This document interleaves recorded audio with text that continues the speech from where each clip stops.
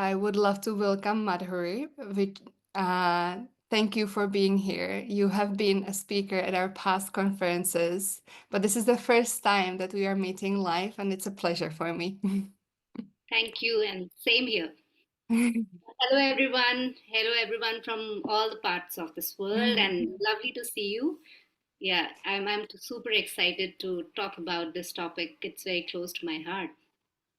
Madhuri is going to have a presentation, and she told me that she will introduce a little bit in herself in the presentation. But I would still like to say that she is helping parents and educators. She has supported hundreds of people in establishing and sustaining authentic Montessori environments at home, at schools, and also practices. She has an online platform, Little Leaps.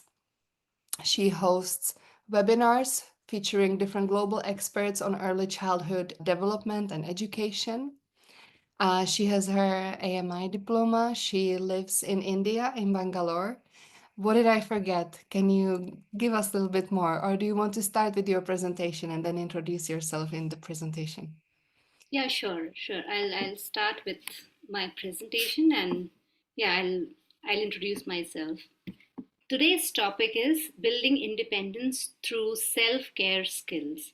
As Lucy mentioned, before we begin, I'm going to introduce myself a little. She already has given a brief introduction, so I'll just talk about how this Montessori journey began.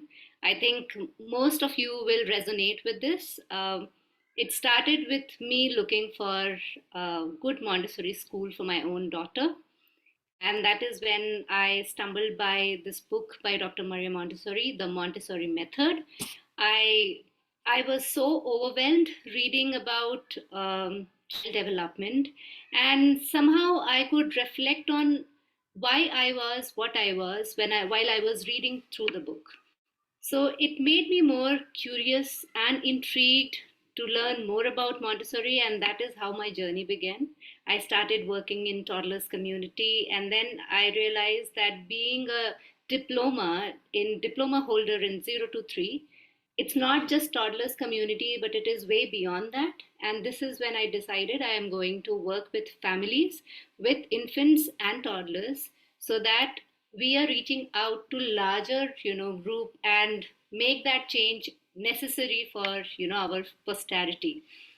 So yeah, let's begin. So today's topic is about building independence. So I'm going to ask you a question. What is independence? And you can type your answer, or you can unmute yourself and tell me what you feel about independence. What do you mean by independence? Being able to do anything as per one's own wish, yes. Child being able to take care of his basic needs, that's right. Own work by yourself, age appropriate. Yeah, that's right. Allowing a child, yeah, to do all they are capable of. Independence is being able to take. Wonderful. So, yes, we all know what independence means. Independence is the ability to act and think freely, make choices, and take responsibility for one's own actions.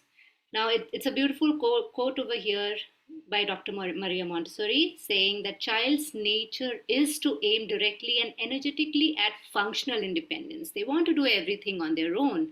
And the most beautiful thing is that the child's conquest of independence begins with his first introduction to life. That is, from the moment of birth. The child is out loud saying to everybody, look, I want to be independent. I have left my mother's womb and I'm trying to find my way on my own. So that is their first, attempt to become independent. And that's so beautiful. So now let's understand what are the key characteristics of independence. Yes, ability to complete the tasks without constant adult assistance. You don't need to intervene every now and then when the child you can see is capable of doing the work. Uh, when they are doing these activities on their own, they are also developing a lot of confidence in their own capabilities. This attitude that I am capable. That is what they are forming. You will see that in the child. And most importantly, when children are capable of doing things on their own, you will also see that it is building the sense of responsibility, and inner discipline is also formed. Children are willing to do their things on their own and stepping in also in someone else's, when somebody else is struggling. And that is a beautiful thing, right? So these are the key characteristics of independence. Now let's understand what are these self-care skills. We all know that self-care skills are those skills that are actually very boring for us. It is the daily chores that we do, brushing our teeth and taking bath and freshening up, you doing the kitchen work, cleaning, mopping. There are so many daily life activities that we do, but for an adult it is more like a mundane job that we must go through to complete our routine during the day. But for a child, this is an opportunity for independence. They want to do it because they want to exercise all their muscles, all their energy, body, because this is what will help them in becoming more capable of doing things on their own. So, what are these activities? As I said, brushing teeth, using the toilet, dressing, undressing, wearing their own footwears, cleaning the environment, like dusting the shelves, or sleeping on their own. So these are some self-care activities that children can do on their own, and we must support it. Now, how self-care supports this independence? So you will see that as children are taking care of themselves, it is building confidence in them, it is boosting their self esteem. Like I said, I am capable, I can do this, is what the child is now slowly realizing. When they are using these activities or when they are doing these activities, like in this image, you can see the child is carrying the chair. It's helping them build their motor skills. It is also supporting their coordination. So a lot of development is happening in a young child when they are allowed to do things on their own. Now when the child is over here, if you'll see the images showing a child is trying to put the lace on their own. Now a young toddler will try to do this with a velcro, or a child will try to pour water in a glass, right? All these are opportunities to solve problem. The first time the child is trying to pour the water, definitely it's going to spill. The next time the child will try to pour the water, maybe he will try to pour it little slowly, right? So that the water doesn't spill out too much. And that's how gradually it will build that, the ability to solve, the ability to see the cause and effect and learn to problem solve. And this also will develop resilience in them. Now, once the children are capable, children want to be part of the community that they live in. So it also fosters a sense of responsibility in young children. For example, working in kitchen or doing laundry for the family. These are certain things that children enjoy doing. And especially if you will see a young child loves to clean, mop. I always see these children, the moment they will see a water spilled on the floor, even if it is not done by them, they will run automatically, take a mop cloth or take a mopper and they'll go and mop it. So it develops when they are capable of doing these things on their own, you will see that it automatically brings in that sense of responsibility in them. Now, why this earlier matters, right? Because these activities as an adult we can do, a child who is six above can also do, right? But why do we have to focus or emphasize on supporting this independence in early years? That is because a child's brain is rapidly developing. He's undergoing an amazing period of development between the 0 to 3. So you will see at birth the average baby's brain is about a quarter the size of the adult's average brain, and it's incredible to see that it doubles in size by the time they are 1 year old, and around 85% when they are between 1 to 3 years, and around 92% by the time they are 5 years. So you can imagine a child's brain is hard at work. They are they are forming over 1 million new neural connections per second when they are in their first year of their life. So these connections enable everything from movement to language, to even problem solving. And this is why it is important for us to emphasize, to focus on supporting them in this formative year of, their first 5 6 years. Now, early brain development is dependent on appropriate experiences. So the young brain is very responsive. It's plastic. We call it it's plastic because it's very flexible. It can take in everything. So we have to understand the uniqueness of each child, and understand that that results from the complex actions between genes, their genetic, transfer, or the growth and formative experiences that we offer to these children at this young age, in terms of both sensitivity and resilience, you will see that it is helping in children's overall development in future, and it is also equipping them with essential life skills for future. So we all have seen the four planes of development, the bulb image of four planes of development, and it is very evident over here. You will see that the first 3 years is the period, we call it absorption period, when children are absorbing everything from their environment. And like I said, this is the time the brain is most plastic. The child can take in everything in their environment, and we have to encourage, we have to give them exposure to all kinds of experiences, because the next phase, that is 3 to 6 years, is when all that experiences, all that learning that the child has acquired now is in that consolidation period, when they are trying to figure out whatever they have learned through refinement of their skills. So if they know how to mop, you will see in the age 3 to 6, the children are more capable of contributing as a community in terms of cleaning their environment or taking care of themselves. The child who is capable of using the toilet with little bit of assistance, by the time they are 3 and above, they can clean themselves very easily. So this is the period when they are refining, they are honing on their skills. By the time they are 6 and above, you will see that all those skills that they are acquiring and refining are eventually manifesting into different kinds of skills, different kinds of qualities and characteristics. So this is why early years, that is from birth to 6, is very, very important, and we are going to highlight more on the skills that we offer to children between birth to 6.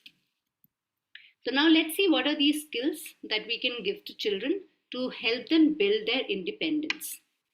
I have categorized into three groups. The first one is between birth to 12 months.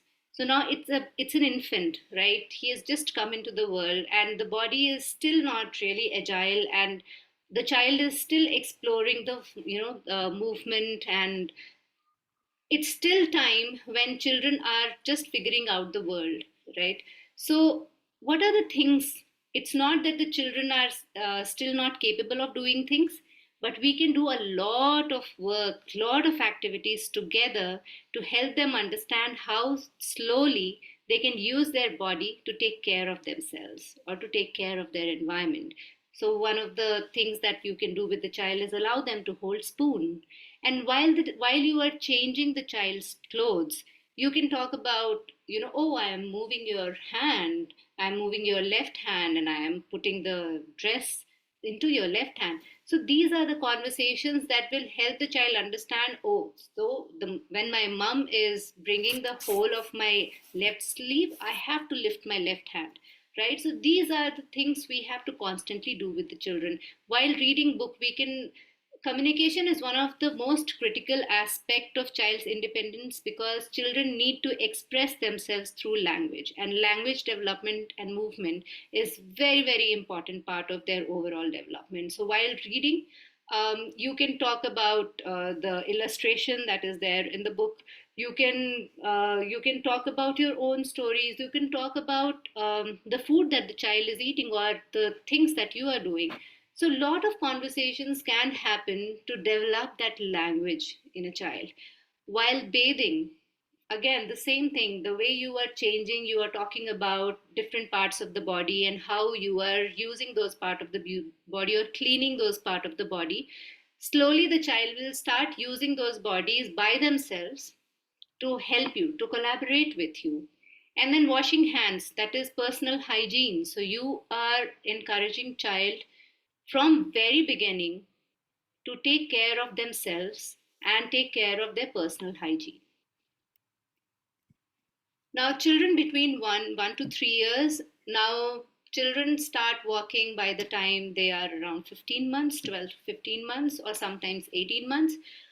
And they are quite capable by this time to hold at least a pail, a small pail of water, or they can at least carry their own clothes, or they can brush their teeth. So you can do a lot of activities such as watering plants with them. A small watering can is enough for children to use and go water the plants. um, Taking the cloth basket to the laundry and allowing the child to put the clothes into the into the washing machine for the cleaning. Brushing teeth, a lot of kitchen activities like peeling bananas, slicing apples, squeezing some juice of orange or a tangerine, um, helping them in cutting maybe coriander, plucking coriander for your kitchen cuisine, whatever you are cooking, and independent toileting.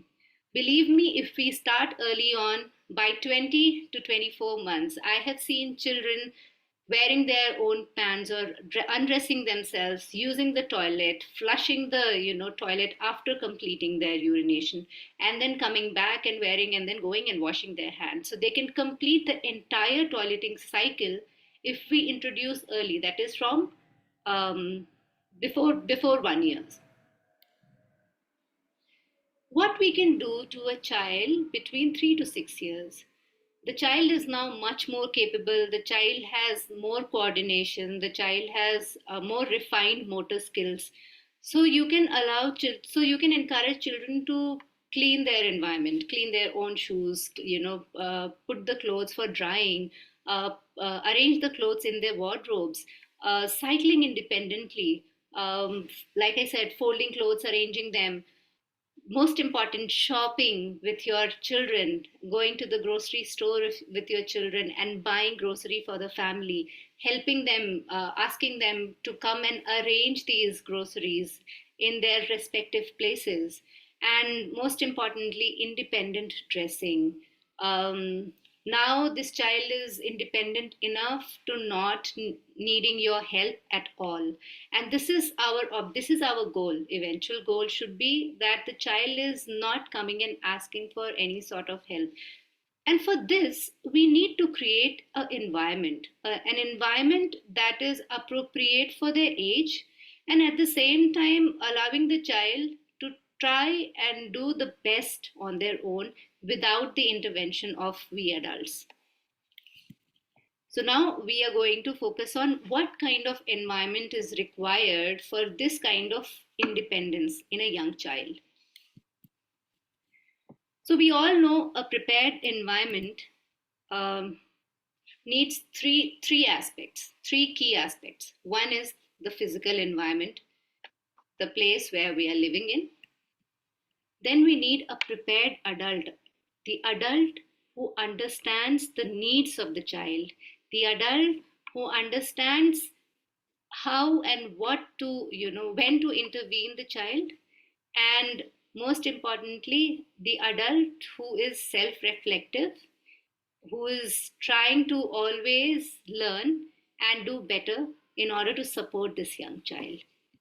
And the third one is the child themselves, because this is the child who is going to learn from the environment, experience from the environment, and from the adult. And what is interesting is they all need to, depend on each other, link on each other. How they are dependent on each other. If the environment is not right, the child will not be interested in doing the activity. And if the child is old, and if the child is not interested, there is no point of creating an environment which is which is there for child, right? a prepared environment, if the prepared environment doesn't understand the child's need, then the adult will not be able to prepare the right environment for the child. And when I'm talking about physical environment and the prepared adult is also the part of psychological environment.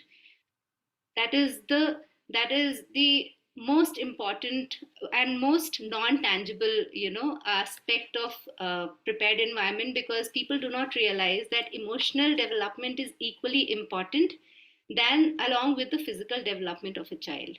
And we need to focus on the entirety of this holistic development in this young child, and that leads to a whole child, a whole independent child. So, what should we have in a physical environment?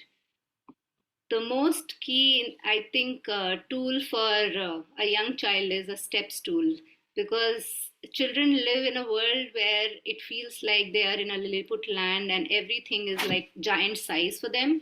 So, step stool helps them reach out to places which is otherwise unaccessible for them. Low shelves so that it is easy for them to go and access. Now, I have seen in many families, they keep the activities on a higher shelf, and then the child goes and tries to raise their toe and then take the activity tray. When I ask them, why do you do that? They say the child is able to manage. Now, there is a very interesting and there is a difference between managing and being capable.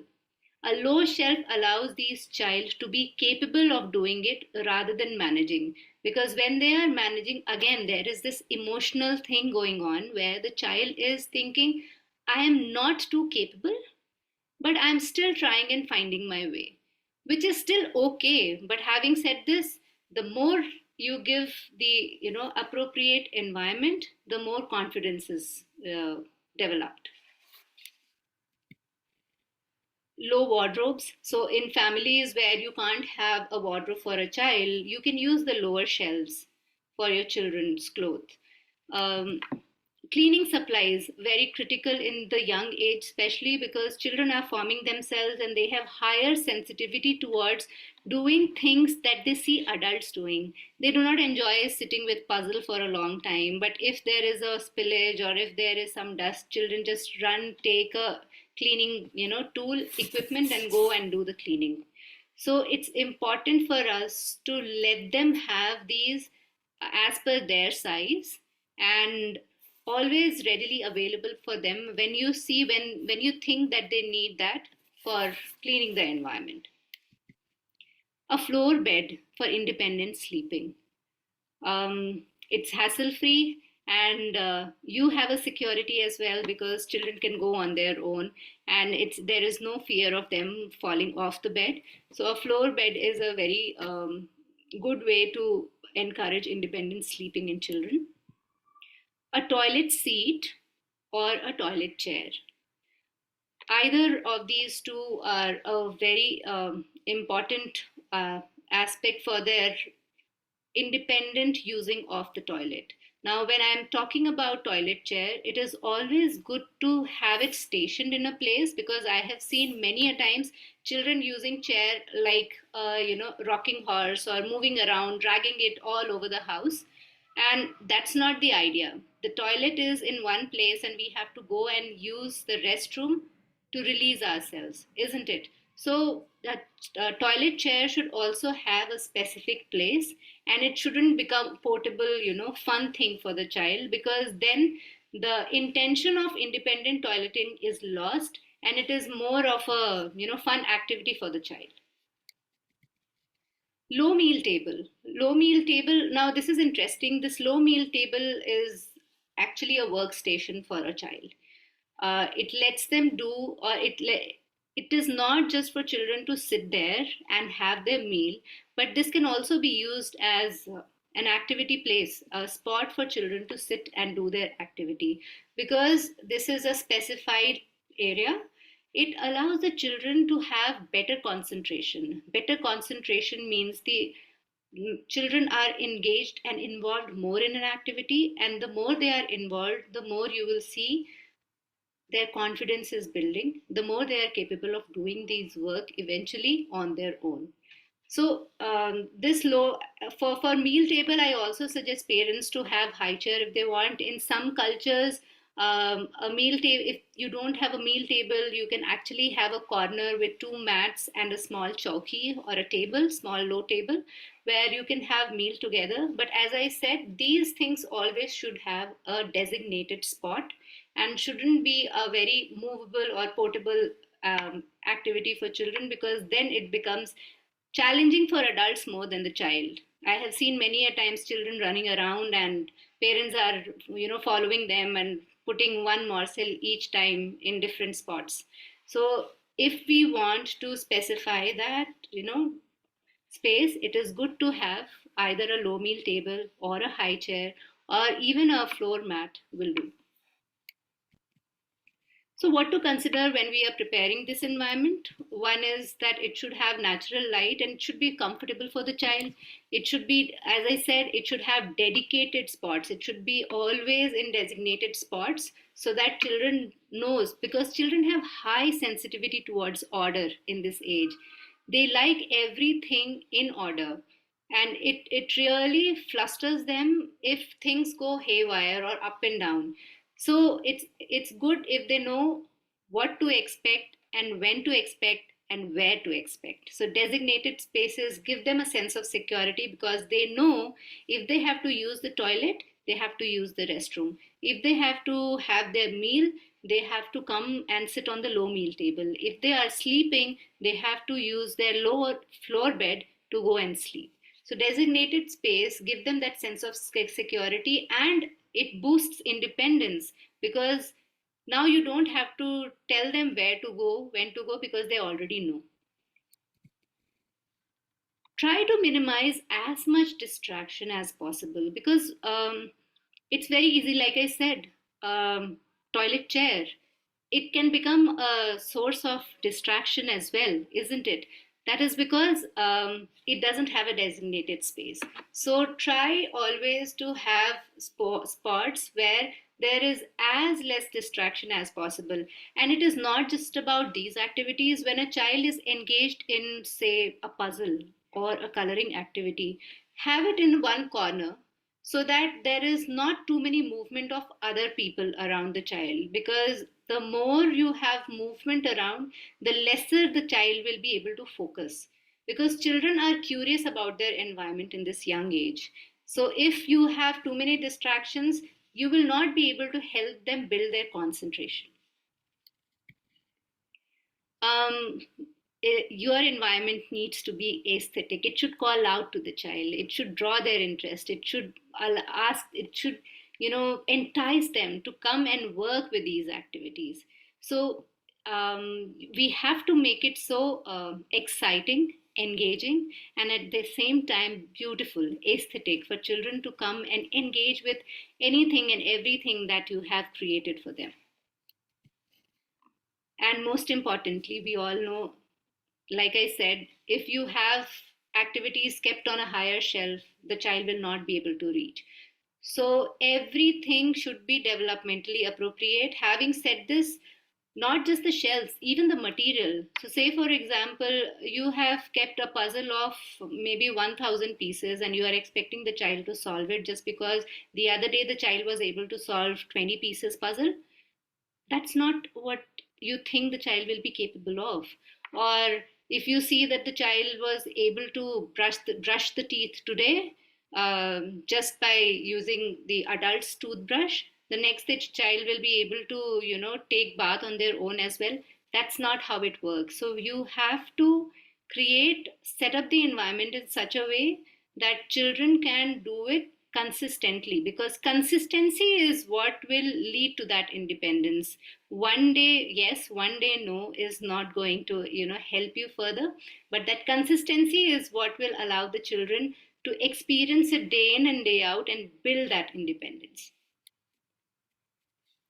So, role of the environment, it encourages freedom, independence, and responsibility, as we all know, because they are able. As I said, if there is an order, you don't need to always anchor the child. The child themselves know by now what to do, where to do, and when to do. It supports their sense of order and structure, and it ensures that sense of security. It allows them to be functional on their own and easy accessibility. The most important thing is, as I said, consistency also includes repetition. The more the child is repeating an activity, the more they are gaining confidence in that activity. So say for example, if the child is holding the spoon and eating food every day, the child will be more confident in holding the spoon. The child will have strength in the wrist to not just turn properly, eat properly as well, and try different kinds of cuisines. So the repetition is what will help in their skill development. And what is our role in this prepared environment? Our role is to create this developmentally appropriate environment. Um, we need to guide these child, but not jump in every time we think the child is not capable. What is interesting is that as an adult, we are more impatient than the child. Now, if we want the child to build resilience, we ourselves need to have that resilience in the first place, right? And that is why we need to step in only when necessary. Many a times the child is not has not even asked for help, but we think that the child is struggling, and that is why we feel entitled to go and help the child, even though the child is not ready. And then sometimes it also results in child's frustration. You will see the child starts crying at times. So the best way is to give them this tool called help. Let the child use this word to call you for help. If a child is not non-verbal still, you can ask them to raise hand or call you, or give you some sign for you to understand that the child is now asking for help, rather than you yourself going and helping the child. Respect their individual pace. Like I said, many a times children are trying multiple ways to see how they can fix a certain work that they are doing. For example, just pouring a water in a glass. The first time they are trying to pour, there will be a lot of water spilling out. The second time again they will try, there will be a little less, and then it'll continue. Sometimes this will continue for many days, but we need to give time. We need to slow down and let the child experience. If we are not allowing that, they will not learn the cause and effect of the activity that they are doing. And this is why it is important for us to slow down, step back and just observe them. Encourage choices and follow through. So what is interesting is, when we want to instill this idea in the child that I am capable, the child needs to make their own decision. And this decision comes only when we are offering choices to the child. So always it is good if we are offering good amount of choices. Having said this, we cannot give multiple choices to the child, to a young child especially, because a child is still trying to experience what this work is. So two choices at a time is good enough. Do you want a banana or you want an apple?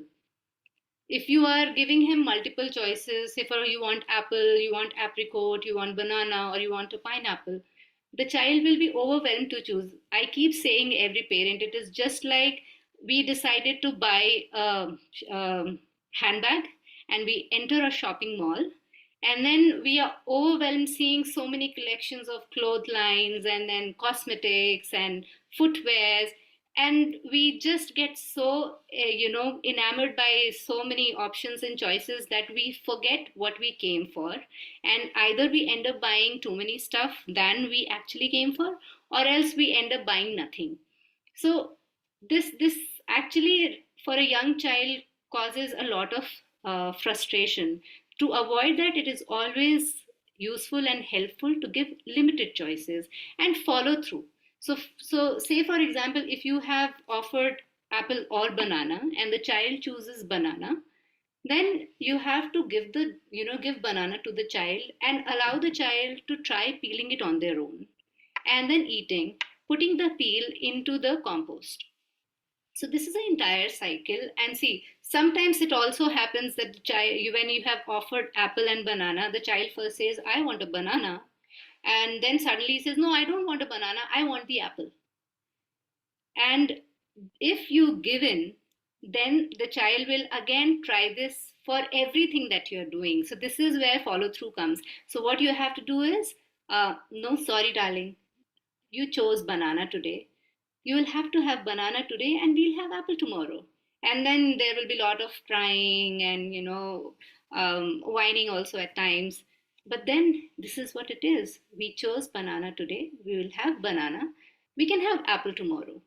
Now, this consistent behavior will ensure that you have respected child's choice, and eventually this will result in child respecting their own choice as well, and also help them becoming more cognitive about the choices that they are making. So yes, the next is encourage or exercise freedom, but with limits. And as I said, consistency is the key. So many a times, it's a very fine line between where to draw that line between the freedom and the limits. We have to be very observant of that. So, say for example, a child pouring water in a glass and the water spills out, the child can try over and over again, but if the child is doing it intentionally, and you will know it, because when the child is pouring, he's looking at you, he's smiling, and then again he's again, even after you saying, oh, there is a lot of water, let's go and mop it, the child is not doing it, but in again he's trying to pour enough water so that water spills out of the glass. So this is more of intentional, act to try and do something and check how are we going to react. So here we have to put the boundary, saying, darling, I know that you are enjoying the water coming out of the glass, but we need to stop here. If the child is not stopping there, we can say, I'm going to remove this activity for you now. We will do it again tomorrow. Let's wipe the water from the table. So this is how we have to understand that fine line between the freedom and the limits. And most important, create memories, not expectations. We as adults, sometimes we get so overboard with our own emotions about our children that unknowingly we put on a lot of pressure on the child to do something that we want them to do rather than the child actually is willing to do. So it is always good to self reflect and see if we are doing that, and then again step back, because the idea is for us to create that safe, emotional, happy space for the child, so that they have lifelong learning, one, and also a lifelong healthy relationship with the people around them. The sense of trust also builds only then.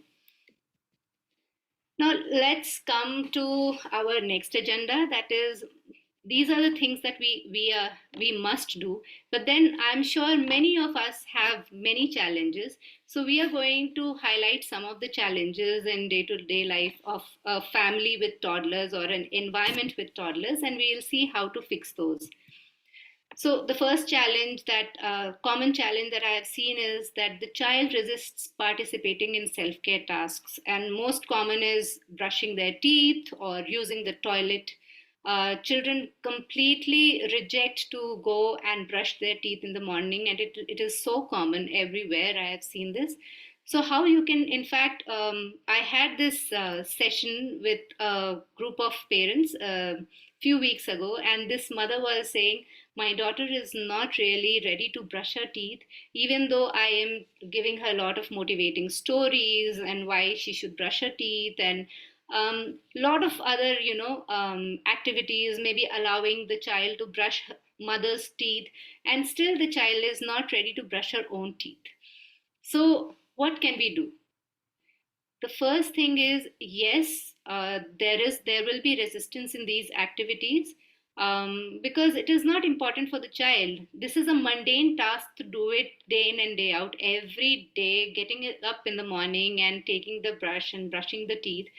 That is not something, and then moving the bristles all over the teeth, it is too much for the child. So how can we make it fun and engaging? um, the brushing teeth activity is not just about holding the toothbrush and you know brushing your teeth. It is also about taking the toothpaste, spreading it on the bristles, and then applying it, then taking a glass with water in it, putting in mouth, and then spilling the water after you have rinsed your mouth, right? So what you can do is you can divide these activities slowly for children to have that interest. Make it such that the first day you are just asking the child to spread the toothpaste on the toothbrush, and then slowly you can show, and most importantly, do it together. When you do it together, the child is also motivated, and do it, try to do it at the same time every day. Now, as I have written here, offer choices. So here you have two choices. Do you want today to spread the toothpaste on the toothbrush, or you want to brush your teeth? When there is an option, the child will have no choice but to use one choice. And if the child is not willing to, then you have to take that call for the child. Darling, I gave you options, I gave you choices, but you are not ready to take. So I think I will have to, choose one for you. So this is how you can encourage that. And trust me, when we are offering choices, children automatically, come into that situation where they take responsibility for the choice that they have made. And always be excited about any activity that you're doing, whether it is toileting, whether it is brushing, or whether it is a kitchen activity. Every time you want your child to be engaged in that activity, your passion for that activity will ignite that interest in the child as well. If I am not interested in kitchen work, I cannot expect my child to have that interest. So, if I want something for my child to really be interested in, I should also have interest in doing that. The next challenge is the child makes repeated mistakes or becomes frustrated. I have seen many children when they are folding their clothes, or even a napkin. Sometimes, if it is not going edge to edge, even that frustrates them. Or if they are trying to peel banana and the banana peels are not coming properly for a toddler, even that is very frustrating. How do we deal with that? We have to first observe the child and see what is that point where the child has gotten frustrated, and that is where we have to intervene first. Second, we first need to acknowledge the effort that child has been trying, and then slowly break the task into smaller portions, smaller steps, and then encourage that step by step. So if a young toddler is trying to peel the banana and the child is not able to, you step in and you say, I see that you are finding little difficulty in peeling the banana, so let me help you. You hold the banana for the child and ask the child to peel one by one, right? So this is how you will see. And as I said, when we are doing this, don't overdo. Observe how much help the child needs and then step back. If you see the child has already peeled the 3 to 4 peels, then give the banana or keep it on the table and ask the child, hold this from one side, or you hold it on one side, and you can see I am holding it here. I think you can take off the last peel on your own. So this is how you are stepping in and helping the child, managing their emotion, and letting them get past through those mistakes that they feel that they are not capable of doing properly. And always rotate activities to introduce new materials, right? Like, we cannot have so a child gets interested in an activity and we leave that on the shelf. So say for example, a child enjoys using crayons for scribbling, and we have kept that on the shelf for a long time, and every time the child goes, takes that crayon activity, continues doing it, but eventually you will see that after doing repetitively, one fine day the child is trying to do it, but then he is now tearing off the paper. It means that the child is done with it. Now it's time for you to introduce something new, something little more challenging, because the child is now confident enough to do this activity. You have to increase their challenge. Every time a little bit of change ignites that interest, brings that interest back in the child. And this is why rotation is necessary. So if you have created a shelf for the child with 6 activities, I always say change those not all activities, but 2 activities every 2 weeks. It is again based on observation as to understand which activities the child still enjoys doing and which the child either has not touched, or if is touching, is finishing the work quickly and putting it back. That means it is an indication for you to change, replace those activities with something new, something more exciting for the child. The next challenge is the child asks for more collaboration than needed. I'm sure many families will, again, relate to this, because you know that the child is capable of wearing their footwear, but they'll say, no, you put it for me. Or the child is very capable of eating their food on their own, but they'll be like, you feed me. It's very common, right? So how can you help break this kind of pattern? First of all, try to take turns. It's your turn. I did. So when it is you do, okay, I'm going to, okay, it's a Velcro footwear for you. You want me to put this footwear for you, right? I'm going to do it for your right foot. You do it for your left foot. And eventually, or then you can say, I'm going to help you put both. So you can start with helping them put both the footwear in their foot, and then asking them to press the velcro on their own. Then you can start moving to just one leg, and then eventually just asking the child to try this on their own. So taking turns and then gradually moving away from that, reducing the assistance as much as possible, but very gradual. If you do it at once, it is like rip off a bandage and then the child gets really flustered, and all that melts down and crying begins. And this happened with me as well. I have seen my child doing this. You do it for me, you feed me. And then I started saying, I know you are capable. I know you can do this. I know you know how to, use the spoon to roll the noodles and put it in your mouth. You are quite capable. The more we make them believe in themselves, the more the children are motivated to try it on their own.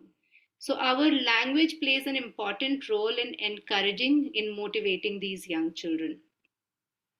And yeah, even though we are boosting their confidence by saying you are capable, also letting them know that if they need help still, we are present for them. We will come around, we will come for help. So I'm here for you if you need me. But I know you are quite capable. You can do it on your own. You can do this on your own. So these kind of languages will help in reducing the collaboration as children are growing. And what is interesting is, if you will observe, a young toddler wants to do things a lot on their own, but as they are growing older, they want more collaboration. That is because they have less challenge. The more they get challenge around them, the more you are stepping up their activity, the challenge, the activity level, the more you will see that children want to try it on their own. It is always about progressing further. They always want to try something new and try to repeat it until they master it. So we have to be very cognitive and mindful, and always be observant of where the child has become comfortable, and we need to step up their challenge. So the next one is mess and the cleanup concerns. So first, I always tell all the parents and adults who are working with young children to be accepting of all the mess, because if we are not allowing it, you will not see a learning. It's a learning curve for children only when there is lot of mess, there is lot of mistake. Like we always keep saying, a mistake is a good thing because mistake helps you learn. So mess is nothing but mistake, and we have to be accepting and encouraging of them. So if there is a mess, collaborate with the child and go and allow them to clean up rather than not allowing it at all. Then where are we giving them opportunity to become independent, isn't it? So involve them in all that cleaning process. Use we have I We just discussed in that prepared environment, the physical environment, the cleaning tools. we need to have those cleaning equipment for these young children so that they can use it on their own and still continue with their work. So don't be hassled if there is a mess. Try to find a way so that you can engage this young child along in cleaning up the mess. And now let's get into our last section of our topic, that is manifestation. What are the essential life skills that will be developed when we are encouraging these children to do these activities, and how are they going to look in future as they grow into adults? So what are the essential future life skills? Routine and discipline. When we are encouraging their sense of order and structure, it is also helping them build a routine. It is developing their inner discipline. So this is one of the important life skills. And then problem solving skills, responsibility and accountability to accept or take up ownership for what they do, self advocacy, taking decisions or taking stand for themselves. That is very important in this age, even more important to take stand. I know many adults, I have met many adults who find it very difficult to say no to others, right? Or who find it very difficult to defend themselves in front of others. If we encourage children from very early on, children become advocate for themselves and they know how to deal with the world. They need, and this also helps in making decisions for themselves. And then it boosts confidence. They become more flexible and adaptable in new environment. They don't struggle in changing into new situation and getting comfortable quickly. So the more you offer them these activities in their environment and allow them to repeat and do and problem solve, you will see that they will build that resilience to adapt quickly. And the last one is growth mindset. Now, what is growth mindset? Growth mindset is, people think that growth mindset is thinking about positive aspect of growing further, but growth mindset is taking everyone into account and then taking a decision that is good as a whole, as a society, as a community, or as an organization. um, Not just thinking about the end goal, but also thinking about, if I do not reach to that end goal, what are the ways I can find out a plan B. So always have not just a plan A, but a plan B. And that is problem solving, not just plan B, even a plan C. If there is a failure, okay, I will find another way. Oh, this is not working, I'll find another way. So, so great minds like Einstein or Thomas Alva Edison, I think we all should inspire by him because he is an epitome of growth mindset. He tried to invent the light bulb. 1,000 time was when he was able to find out the real way of finding the light bulb, right? And 999 times was when he failed, and yet he continued doing. Yet he continued trying because he said, I found out 999 ways of not inventing the light bulb, right? So that is growth mindset. And we must all encourage our children to have that kind of mindset. And these life skills will look differently as they grow as an adult. So the personal emotional skills will look more like how they can manage their own stress, how resilient they are, how adaptable they are, how they are capable of managing their time, and how self disciplined, how routine they are, how orderly they are. If you will see the social interpersonal skills, you will see that children when they grow as an adult, if you have given them a social setting where they are interacting with every age group as they grow old, they become very effective in communicating with others. I have seen with my daughter, she had been in Montessori environment until elementary, and now she has moved to another school.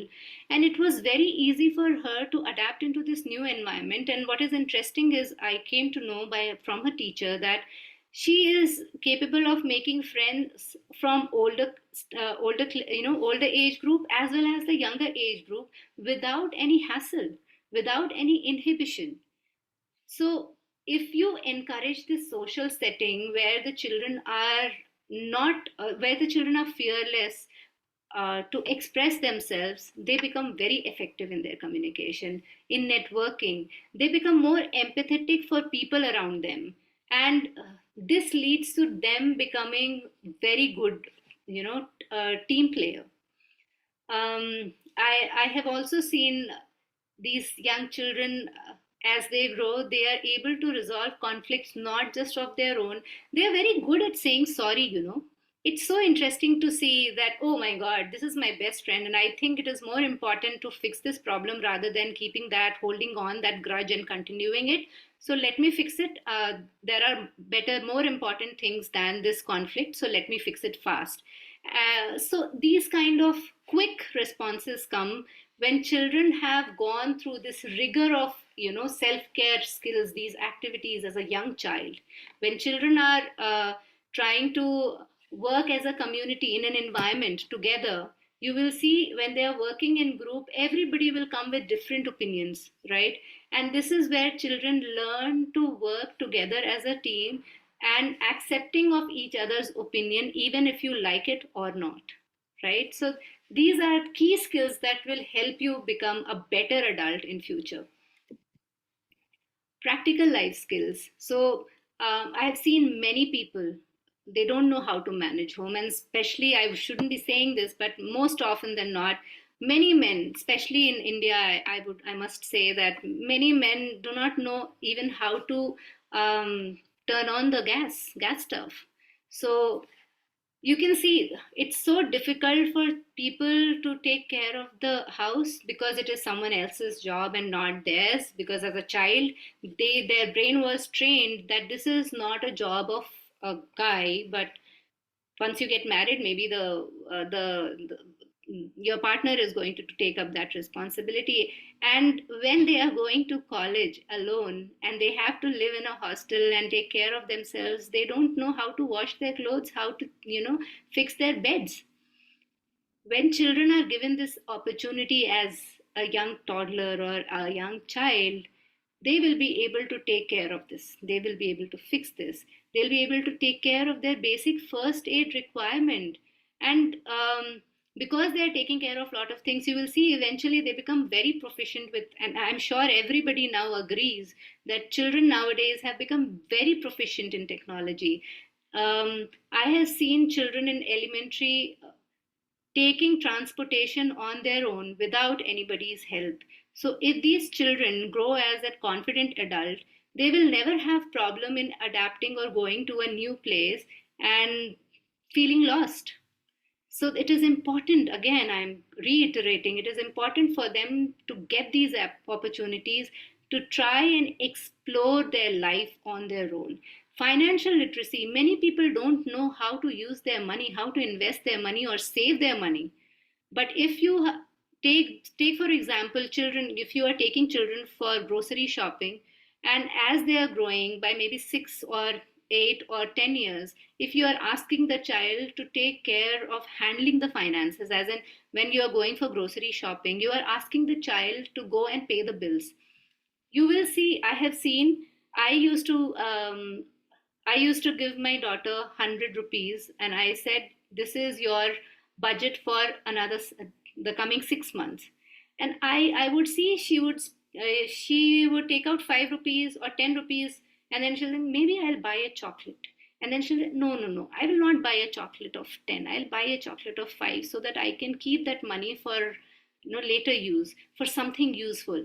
And this is how she managed to use that 100 bucks for another 6 months. So that is fantastic. That will give them a sense of respecting the finances and understanding how to use that money. you will see the change in their professional life as well, because children, when they are working as a community in a Montessori setup or in a home environment, when they are contributing in the daily life activities of the entire family, they value the work. They um, they become critical thinkers, because everybody is brainstorming together to fix a problem. So it helps them think critically as to what to do now. So say for example, we want to cook pizza. Now, what are the ingredients required for baking a pizza? Now, the child has to make a list. When the child has to make a list, he has to think what is the quantity, uh, what all items they need to buy, what is the budget of each item, and then once they get the ingredients, now they have to make the dough together. You have to have a temperature on which you have to put the pizza base in, right? So all these helps in critical thinking as a young child, and this looks very different when they grow into this professional setup as an adult. They learn to problem solve, and all these qualities makes them a very good leader. Now, very often, I think in recent times, we are listening to many cases of mental health issues. Many children are suffering from depression. I know few children here who had depression at the age of 11 years, and it is surprising and disappointing at the same time. Why is it happening? We have to think through. We have to be emotionally present for this young child, to support them express themselves and be open about what they feel. And this is why I was saying the role of an adult is so important when we are creating memories and not expectations. Because if we want our children to be happy and peaceful, we are the ones, we have to have right kind of support and right kind of pressure. If we are overboarding the child with too much of expectation, that also is causing a lot of mental stress to the child. And if we are giving them too much freedom, the peer pressure is giving them a different kind of stress. So we have to be present for the child in every way, and the child should come to us and share all kinds of emotion. This will help. And also not just that, if you are giving children opportunity of using the toilet or doing the kitchen activity or doing the laundry, there is a lot of movement. This movement as a toddler is different, but as the child is growing, by the time they are 6 or above, you will see this movement has taken shape into different sports activity. This has taken into activities like transportation, in an elementary setup, maybe going to different places and buying stuff. So this will help and create that sense of physical fitness in child. I had this session with a doctor recently, and she was saying if we do not instill this importance of physical fitness from a young age, if we want adults to make it a part of their life, it is very difficult. So physical fitness should start from very early age, so that these young children know the value of their self, their body, and take care of it accordingly. This results in eating healthy. So when you are allowing children in the kitchen and you are using different ingredients to prepare a food, the child is also learning the importance of each ingredient that goes in the cooking. The child in themselves are preparing, so it is also encouraging them to eat that food, and that gives them the respect for the food, that gives them the understanding to value the healthy eating habits. When children are using toilet, when children are brushing their own teeth, when children are washing or taking bath, they are also learning personal hygiene. Many a times I have seen uh, an 8-year old also being bathed by the parent. Now, is this independence? Definitely no. So we have to be very careful and mindful of when to introduce these, and this starts from very, very early on. As I said, meditation and all these activities, as the child grows into an adult, they find ways to find how can they manage their stress, and they're more aware of their mental state.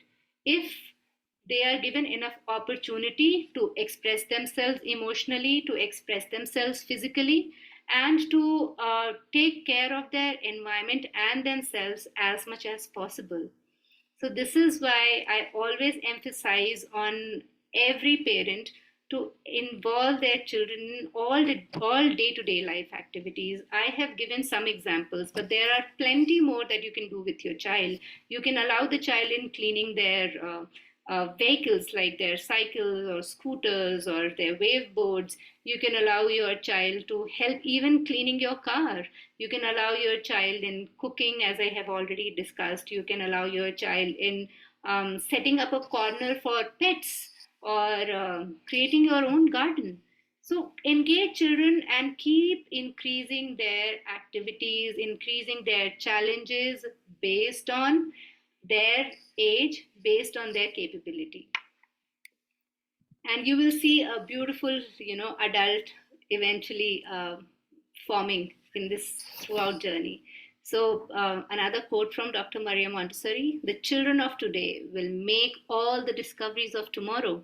All the discoveries of mankind will be known to them, and they will improve what has been done and make fresh discoveries. They must make all the improvements in houses, cities, communication, methods of production, etc., that are to be made. The future generation must not only know how to do what we can teach them, they must be able to go a step further. And that comes from us as an adult to give that opportunity to these children. So that's about it. Thank you. You can reach out to me. And we are open for question and answers. Thank you. Thank you. One question from Katarina: is there something like a timetable or a timeline of skills toddlers or a child or children should have? See, as I have discussed earlier, each child is different, and yes, there are milestones in an infant and toddlers, but we should not be hassled by these milestones if the child doesn't reach on time. What you have to observe is if your child is active, if is your child participating in all the activities that you are encouraging them to participate in, and keep observing what are the hurdles that the child is finding challenging, and keep removing it, and keep adding things that the child is capable of doing. As per the milestones, it keeps coming, and it's different for different child. So I don't think you should worry about that. You should worry about how you can support the child's capability to do a task on their own. Thank you. From Kathleen. Mhm. And I think it's, again, the same for very many people. That's why I'm reading it. My son likes to say, I need help, even though for some activities that he already knows what to do. We notice that he says this if he wants us to stay close to him or seek attention. We tried our best to be present with him, but what about those times when we are in the middle of chores, for example, cooking? Another is he starts to get scared to go to his room or bathroom if the lights are off. There is a stepping stool provided in those rooms, and he knows how to turn on the lights. Ah, sorry, it ran away. The question is somewhere in the chat. Ah, okay. He always says, I need you or I need your help. Any advice for this situation? Thank you. Um, there are too many questions, so I'll just divide it into parts. The first thing, your child is capable but wants your attention. So I would say you need to reflect on how much time you are giving to your child. It is either too much or it is too less. That you have to decide on your own. If it is too much, this is why the child wants you present all the time. And if it is too less, also is why your child wants you all the time. So you have to be careful of how much attention you are giving. And in case if it is too much, you can reduce it by, say, for example, you said you cannot help the child while you are busy with kitchen work and the child is doing some activity. Why don't you make it a collaborative activity? Or why don't you ask the child to do maybe just dress a salad, or do something in kitchen with you, but he is doing his separate activity in your presence while you are doing your work. That can be helpful. um, this turning the lights being off, and even though there is step stool and the child is not willing to go, trust me, this happens with older children as well. I think they need more of assurance. So what I would suggest is, if the child is not willing to go and try it on their own, first of all, I will say, just see how often does this happen and what are you doing for that. I would like to ask you, what do you do if the child is not willing to go to the toilet if the lights are turned off? Because what I would suggest is, she needs to be little somewhere around, not really with them inside the toilet, but somewhere around, so that the child feels assured that if he needs help, somebody will come. But I'm not sure what exactly is she doing right now, so I cannot give a detailed answer for that. Okay, perfect. Uh, Kathleen, we tried our best to let him do it, but sometimes it depends on his mood. Yes. How old is your child, Kathleen? Almost 4 years. Hmm. Yeah, all the more. So, see, the 4-year old is quite capable of doing it. He is doing it for your attention. So, as I said, what you can do is, let the child do it on their own by giving them, affirmative language, but be around, say. So if the child is inside the toilet, you say, I am just standing right outside the toilet, and I'm sure he's going to be very persistent. He will ask you to come inside, stand next to him. I'm sure he'll do that. You just have to be very firm about your decision, darling. Either we use the toilet or we come back, but I'm going to stand here. I know it takes a lot of effort as parents. I also sometimes face this, but having said this, if we are not consistent, children do not understand where to, stop that pushing. So you have to decide what you want to, do. Whether you want to be with your child in the toilet, or you want to just stand outside, wait for the child. And if the child is not ready, ask them to try it again, but I'm going to be around. I'm going to stand here. Yeah. Thank you. Thank you. Madhuri, thank you so much for being here. Thank you for such an amazing presentation. I'm sure that I will give you the messages from the chat. Many Sure. people were saying that the information, that the presentation was wonderful. The work that you are doing is amazing. It helps people, it helps children, and I wanted to thank you for that. Thank you for this, invitation, and I really enjoyed giving this presentation. Um, I keep saying, we were talking about freedom and limits, and I always say it is different for different families.